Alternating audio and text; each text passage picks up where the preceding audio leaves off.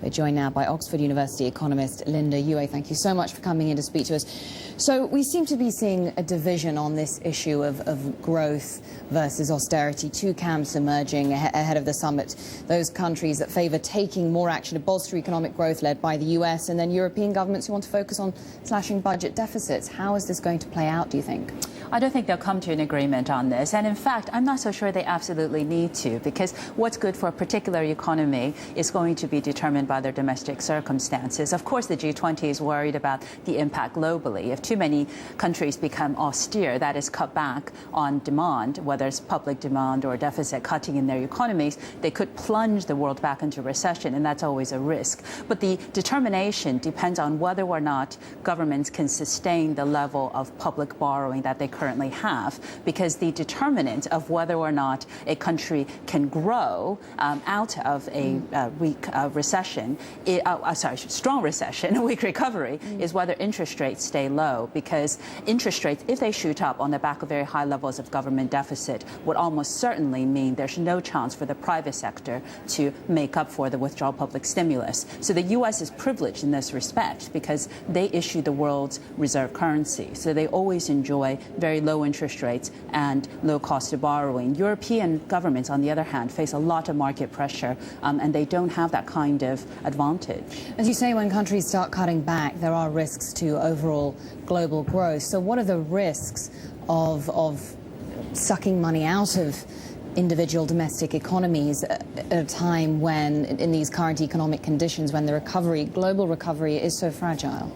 The big risk is that global trade and exports begin to fall. So in an economy, there's only really two sources of demand. There's private and then there's public. The private source of demand can be domestic or international. So say these governments in Europe start to cut back, and Germany is the prime example. It doesn't actually have a very bad budget deficit. It's only about 5% of GDP, but they plan to eliminate it within 5 years. And given that Germany is one of the biggest economies in the world, if it were to do that, then it doesn't generate any domestic demand, meaning that global trade will suffer on the back of this. And this is what the United States is afraid of. European governments, though, would say the U.S. traditionally has been the world's consumer. So if the U.S. is the only country experiencing a V-shaped rebound, which today's GDP figures should actually confirm. And the reason is because the U.S. has very deep capital markets. So the lingering problems in the banking crisis are not hampering their efforts of their private sector from rebounding. Then the U.S. serves as the world's consumers,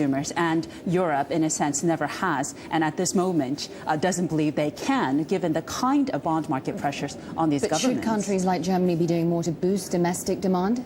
That's the argument the Americans would make. They would say that Germany has experienced very strong exports, but it's not a sustainable growth model, because the U.S. engine, despite everything that I've just outlined, is not going to be as strong in the future as it was in the past. We heard Tim Geithner saying that the world can't rely so much on the U.S.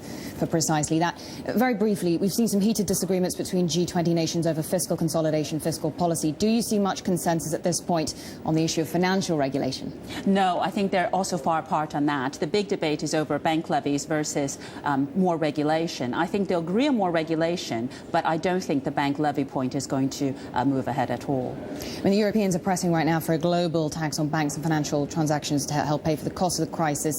Do you see much support for that from other countries? No, I think Canada, Australia, and a lot of the Asian economies are very much against the bank levy, because they believe that their banks didn't get into trouble. So all this is going to do is to increase the cost of borrowing in their economies. And they think that regulation is the way to go. This means, of course, the EU and America are going to go ahead unilaterally and impose a bank levy. And I think what we'll learn from this weekend is, if they can't agree on this, is there any chance of these banks, say, moving overseas to Asia to escape the levy? So that's what will happen potentially if we see divergent policies on regulation effectively. Well, the regulation won't be effective. Exactly, because I actually think the issue that should be top of the G20 agenda is financial regulation, because you have to have a harmonized regime, because the chances of arbitrary what we call arbitrage of regulatory systems, you can move to a better jurisdiction, is always there. Whereas this issue about fiscal stimulus and exit is only to be reassuring to markets. It's not really a global coordination problem. Okay, Linda Yueh, we'll certainly continue to debate these issues throughout the morning. Thanks so much for your analysis. So